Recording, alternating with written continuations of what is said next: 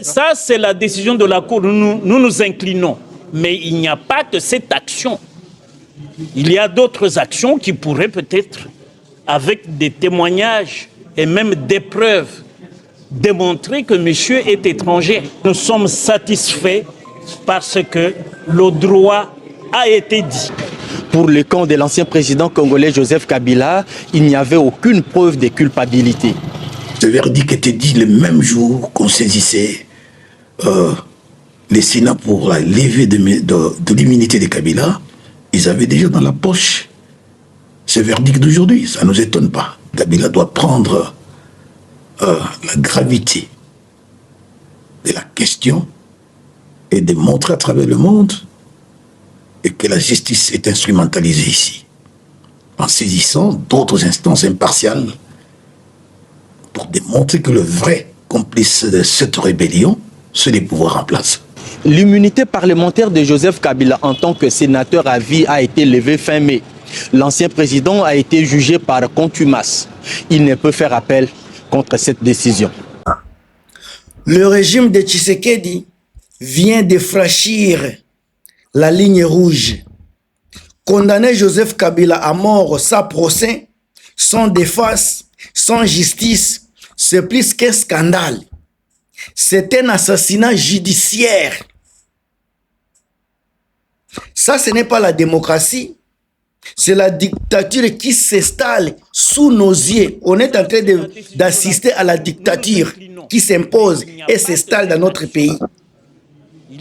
Aujourd'hui, nous allons dévoiler pourquoi cette condamnation n'est qu'une mascarade politique destinée à écraser l'opposition et à diviser le peuple congolais. C'est ça la réalité. C'est ça la réalité.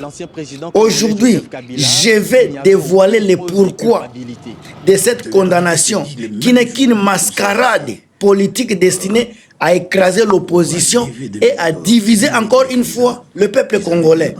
Je le dis et je l'assume. On doit entrer dans les détails.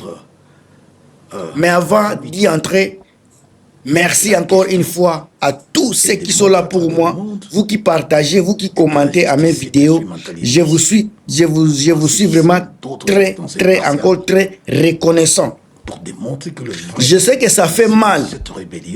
C'est les pouvoirs en place. Quand on voit l'injustice dans notre pays, ça fait tellement mal. Ça fait vraiment mal. Mais aujourd'hui, je vais vous détailler, comme je l'ai dit, je vais vous détailler cela. Mais avant tout, encore une fois,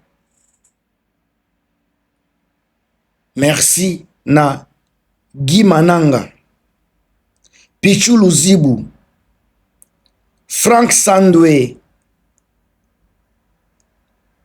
Ndekonanga Terre du Sable toujours là, Pierre Okende, merci na soutien na bino, Jalik Lukasa, merci na soutien, encore une fois, Nice Jordan officiel, merci Christelle MM, Eric Nkoi, Kozalawana, pour la chronique du Net TV. Alors je vous enlève, je vous rénumère, je vous dévoile les éléments qui prouvent l'injustice na mboka na biso ya Congo. Botanga constitution congolaise na 2006 ezako garantir le droit à un procès juste et contradictoire. Est-ce que awa basali débat soit des procès contradictoires? Ça n'a pas été. Condamner un ancien chef de l'État sans audience publique, sans défense, sans appel, sans appel, constitue une violation grave de l'État de droit. Pardon. En moins de 3 minutes déjà, je vous ai montré sur le plan, il y a injustice à Namboka Nabiso que injustice est vraiment ya kozakanate, est à niveau à l'icolo. Procès est contradictoire, condamné sans audience publique, sans défense, sans appel, violation grave yangoana.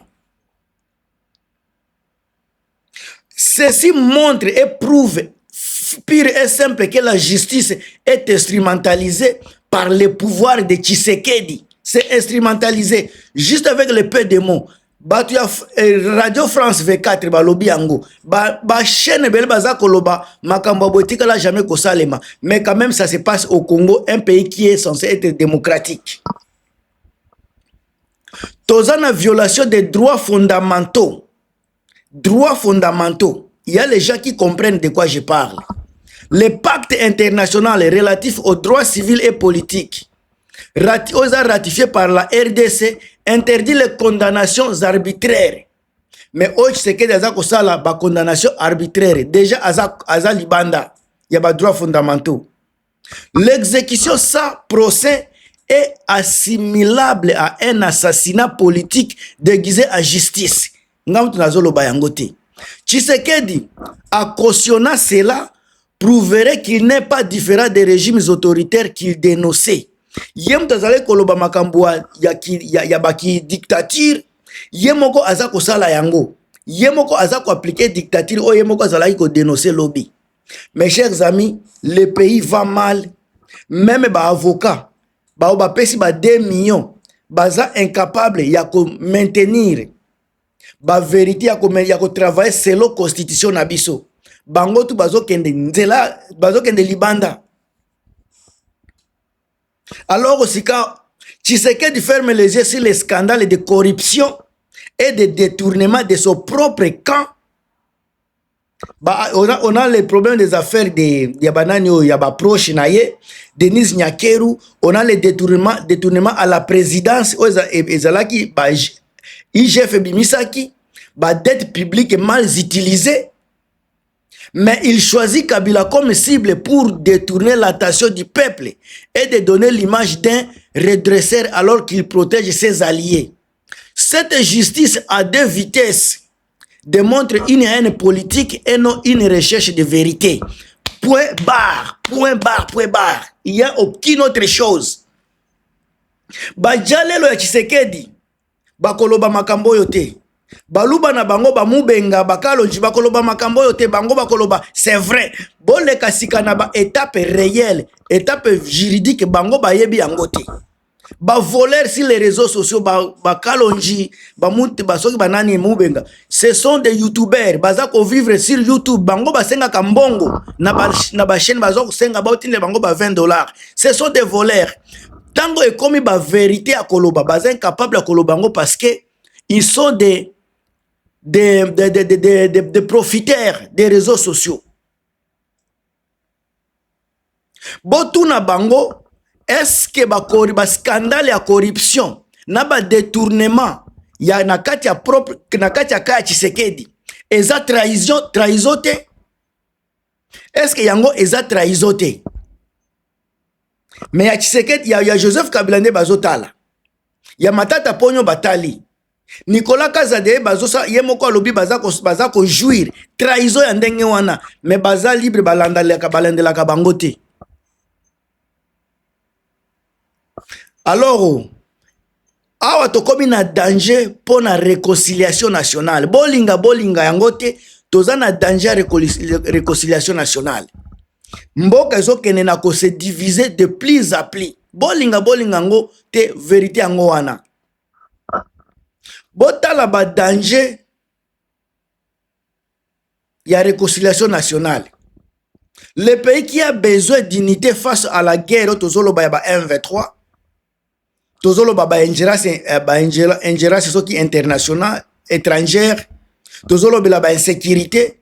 Au lieu de chercher dialogue inclusif, koyeba place nini problème eza, Tshisekedi azako promouvoir ba répression na ba division. Yango nde yazako pona. Yango ngai nazako dénoncer cette condamnation créée par un précédent dangereux. Ba condamnation sans procès, ça n'existe pas. Président, mes chers amis, totikala jamais kozala na ex-président. Le premier ex-président que l'on a, bazako condamné par défaut, bazako jugé bijija sans procès.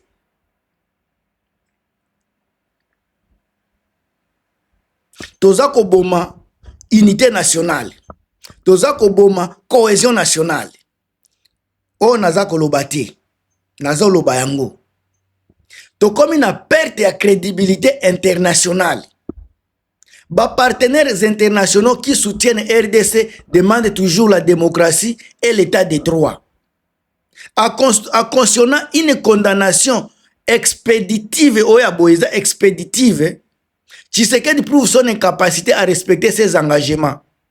Cela peut aggraver son isolement diplomatique et affaiblir sa légitimité. Et loko yaza koyebati.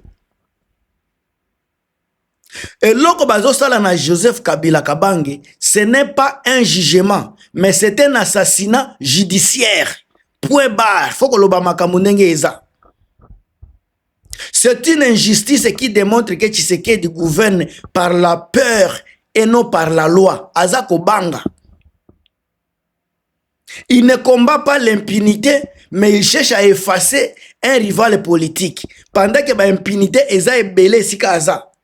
Désordre sikaza, mais Azako linga ko effacer kaka un rival opposant politique. Mutaza ko s'opposer na ye.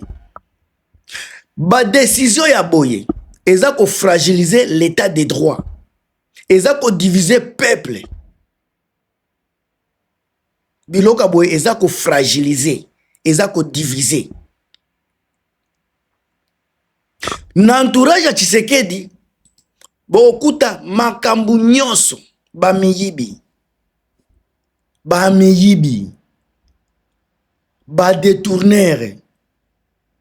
Ba arrestation arbitraire. Nazo comprendre te soki eloko azako lo ba trahison. Joseph Kabila a trahir à quoi? Ye azako solola na M23. Azako benga Joseph Kabila chef M23. Mais azako kangisa lisusu M23 sika akozwa solution ndenge nini?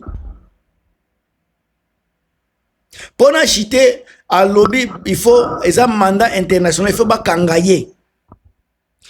Tshisekedi topesi ninga na pesi okaka bonne chance. Kangaye na tokota tozota la kaka.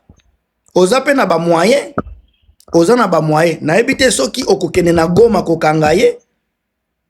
Na ebite parce que aza na Goma, okokene na Goma ko kangaye, tozela voyons voir. Namtu na bino Gilmas na pesi po devina nga. Bocha ba commentaire na bino, bocha ba point de vue na bino, on est ensemble tokuta na toujours na ba émission pona éveil patriotique. A plus.